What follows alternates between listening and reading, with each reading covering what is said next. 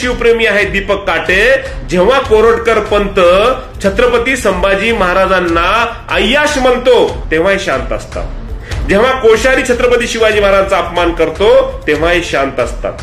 जेव्हा भारतीय जनता पक्षाचे नेते छत्रपती संभाजी महाराजांचा शिवाजी महाराजांचा अपमान करतात तेव्हाही शांत असतात. गोळवळकर बंच ऑफ थॉट मध्ये म्हणतो की छत्रपती संभाजी महाराज हे दारुडे आहेत, व्यसनी आहेत, व्यभिचारी आहेत. या दीपक काटेंना राग येत नाही. हा दीपक काटे भारतीय जनता पक्षाच्या युवा मोर्चाचा प्रदेश सचिव आहे. मागे 3 जानेवारी 2025 ला तो पुण्याहून हैदराबादला जात असताना त्याच्याकडे 2 पिस्तूल आणि 28 जिवंत काडतुसं सापडलेली आहेत. आणि प्रसार माध्यमांनी ही बातमी या मथळ्याखाली प्रसारित केली की शिवप्रेमींनी संभाजी ब्रिगेडचे प्रदेशाध्यक्ष प्रवीण गायकवाड यांच्या तोंडाला काळं फासलं. माझा हा प्रश्न आहे त्या सर्व संपादकांना की शिवप्रेमी आणि भारतीय जनता पक्षाचे प्रदेश सचिव यातला फरक तुम्हाला कळत नाही का? आणि कशाच्या आधारावर तुम्ही यांना शिवप्रेमी म्हणून सांगता? जय शिवराय.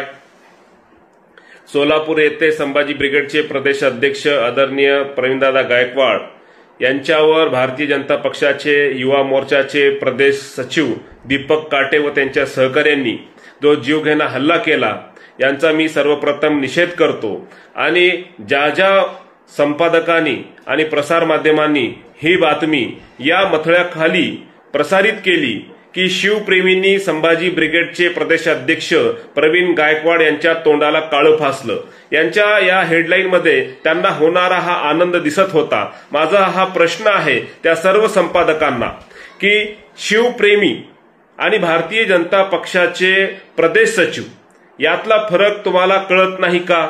आणि कशाच्या आधारावर तुम्ही यांना शिवप्रेमी म्हणून सांगता? म्हणजे हा जो हल्ला होता प्रवीण गायकवाड यांच्या हत्येचा कट होता हे या प्रसार माध्यमाच्या या मथळ्यावरून आणि एकंदरीत या घडलेल्या घटनेवरून आणि आदरणीय प्रवीणदादा गायकवाड यांनी सुद्धा सांगितलेलं आहे की त्यांचा जीव घेण्याचा हा कट होता. त्यांचे जे सहकारी आहे संभाजी ब्रिगेडचे त्यांच्यामुळे आज ते जिवंत आहेत. मी या घटनेचं विश्लेषण करण्यासाठी माझ्या महाराष्ट्रातल्या सर्व चळवळीतल्या बांधवासमोर आज आलेलो आहे. त्यांनी काळजीपूर्वक आणि गांभीर्यानं या घटनेचं विश्लेषण समजून घेतलं पाहिजे. बांधवांनो, ही घटना घडते. प्रवीणदादा गायकवाड हे एका कार्यक्रमासाठी जातात आणि तेथे भारतीय जनता पक्षाचे प्रदेश सचिव दीपक काटे व त्यांचे सहकारी प्रवीणदादा गायकवाड यांच्यावर हल्ला करतात, त्यांना मारहाण करतात, त्यांच्या अंगावर शाई फेक करतात आणि त्यांना मारण्याचा त्यांचा प्रयत्न असतो, पण त्याचे सहकारी मध्यस्थी करून त्यांना वाचवतात. आता लगेचच प्रसार माध्यमाच्या बातम्या येतात. बातम्या कशा आहेत की शिवप्रेमींनी संभाजी ब्रिगेडचे प्रदेश अध्यक्ष आदरणीय प्रवीण गायकवाड यांच्या तोंडाला काळं फासलं. म्हणजे किती आसुरी आनंद होत होता यांना. आता माझा प्रश्न आहे सर्व पत्रकारांना, सर्व संपादकांना आणि महाराष्ट्राने सुद्धा याचा विचार केला पाहिजे. या संपादकांना कोणी सांगितलं की हल्ला करणारे शिवप्रेमी होते? त्याचा आधार काय आहे?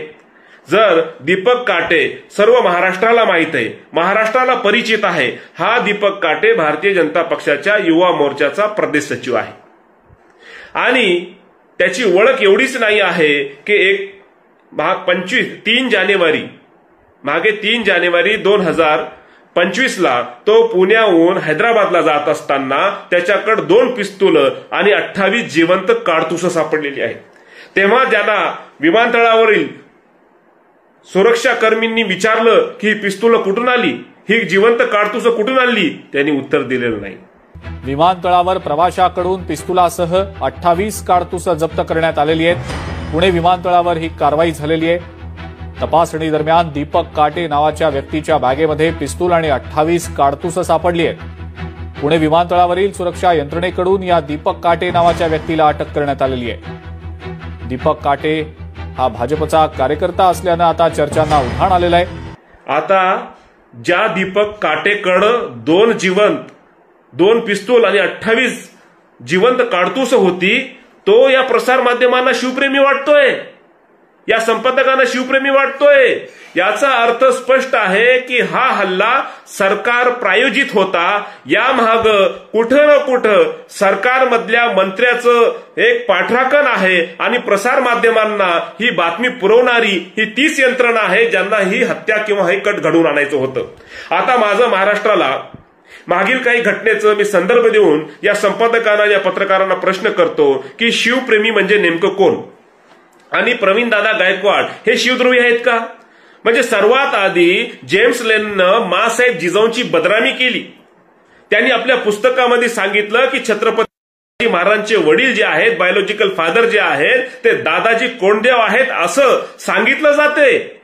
आणि या पुस्तकाचा चीड आणि राग निर्माण झाल्यानंतर संभाजी ब्रिगेडनं ज्यांना ही खोटी माहिती पुरवली त्या भंडारकर इन्स्टिट्यूटवर हल्ला केला. मला सांगा बांधवांनो, माँसाहेब जिजाऊंच्या अस्मितेसाठी लढणारा प्रवीणदादा गायकवाड हा शिवद्रोही आहे. रायगडावर छत्रपती शिवाजी महाराजांच्या पुतळ्यासमोर, रायगडावर वाघ्या कुत्र्या त्यांच्यावर उंच नसला पाहिजे, तिथं छत्रपती शिवाजी महाराजांची जो आहे अस्मिता किंवा त्यांच्या प्रतिमेला ते हनन होते, त्यांचा अपमान होतो. वाघ्या कुत्रा अनैतिहासिक आहे, तो काढला पाहिजे म्हणून वाघ्या कुत्रा काढण्यासाठी प्रयत्न करणारे, छत्रपती शिवाजी महाराजांच्या अस्मितेसाठी लढणारे प्रवीणदादा गायकवाड शिवद्रोही आहेत. आणि दीपक काटे भारतीय जनता पक्षाचे प्रदेश सचिव आहेत. त्यांच्याकडे 2 मॅगझिन आणि 28 राऊंड सापडतात विमानतळावर. ते या पत्रकारांना शिवप्रेमी वाटतात. आणि हे जे शिवप्रेमी आहेत दीपक काटे, जेव्हा कोरोटकर पंत छत्रपती संभाजी महाराजांना अय्याश म्हणतो तेव्हाही शांत असतात. जेव्हा कोश्यारी छत्रपती शिवाजी महाराजांचा अपमान करतो तेव्हाही शांत असतात. जेव्हा भारतीय जनता पक्षाचे नेते छत्रपती संभाजी महाराजांचा, शिवाजी महाराजांचा अपमान करतात तेव्हाही शांत असतात. गोळवळकर बंच ऑफ थॉट मध्ये म्हणतो की छत्रपती संभाजी महाराज हे दारुडी आहेत, व्यसनी आहेत, व्यभिचारी आहेत. या दीपक काटेंना राग येत नाही. नागपूरचे RSSचे शुभा साठे या महिलेनी सर्व शिक्षण अभियानांतर्गत त्या पुस्तकामध्ये छत्रपती संभाजी महाराजांबद्दल लिहिलं होतं की संभाजी महाराज हे व्यसनी आहेत, हे व्यभिचारी आहेत. तेव्हा दीपक काटे यांना राग आला नव्हता. तरी पण या पत्रकारांचं म्हणणं असं आहे, या संपादकाचं म्हणणं आहे की हे तर शिवप्रेमी आहेत. आणि जेव्हा जेव्हा छत्रपती संभाजी महाराज असतील, छत्रपती शिवाजी महाराज असतील, माँसाहेब जिजाऊ असतील, शिवशाहू फुले आंबेडकर असतील, यांचा अपमान होतो तेव्हा सर्वात आधी समजा आक्रमकपणे आपली भूमिका मांडणारे संभाजी ब्रिगेडचे प्रदेशाध्यक्ष आदरणीय प्रवीणदादा गायकवाड हे शिवद्रोही वाटतात.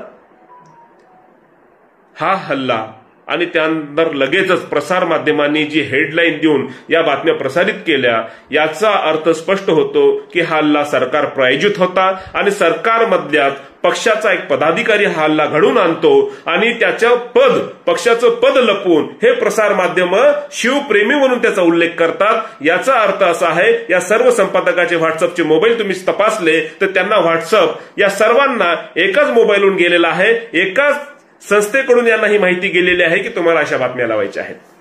आणि संभाजी ब्रिगेडचे प्रदेशाध्यक्ष आदरणीय प्रवीणदादा गायकवाड यांनी सांगितलेलं आहे की ज्यांनी सुद्धा हा कट घडून आलेला आहे हे शेवटाची सुरुवात आहे. मला असं वाटते प्रवीणदादा गायकवाड हा व्यक्ती नाही आहे, हा मराठा सेवा संघाचा विचाराचा एक कार्यकर्ता आहे. संभाजी ब्रिगेड ही एक विचारधारा आहे.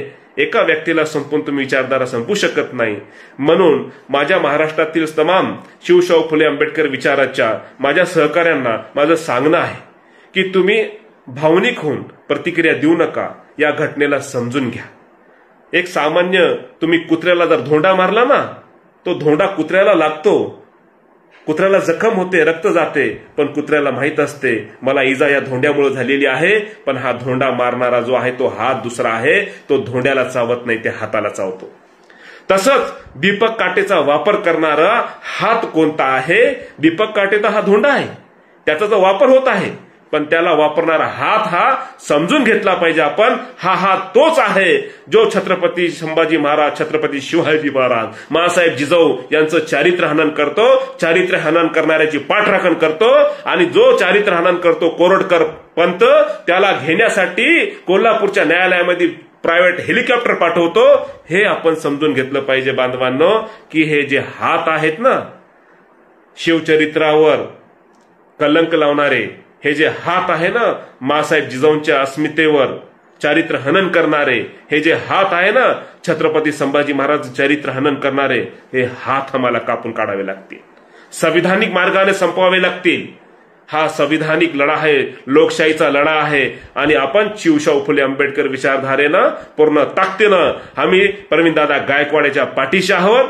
आणि या महाराष्ट्राचे गृहमंत्री आणि मुख्यमंत्री देवेंद्र फडणवीस साहेब, तुमच्या पक्षाचा एक पदाधिकारी प्रवीणदादा गायकवाड यांच्यावर हल्ला करतोय आणि प्रसार माध्यम ज्या पद्धतीनं बातमी लावतायत हे महाराष्ट्राला न कळण्यासारखं आम्ही दूधखोळे नाही आहेत. तुम्ही हे समजून घेतलं पाहिजे की या विचारधारेला सामान्यासाठी ज्या वेगवेगळ्या पद्धतीनं कट रचले जातात हे सगळे कट अपयशी होतील आणि शेवटी शिवशाहू फुले विचारधारा ही जिवंत राहणार आहे. आम्ही जिवंत असलो तरी, आम्ही मेलो तरी, पण ही विचारधारा कधी मरणार नाही. फार फार धन्यवाद. जय जिजाऊ, जय शिवराय. राज्यातील महत्त्वाच्या आणि आपल्या भागातील ताज्या बातम्या पाहण्यासाठी आजच आमच्या विश्व 24 न्यूज चॅनलला यूट्यूबवर सबस्क्राईब करा आणि बेल आयकॉन प्रेस करा.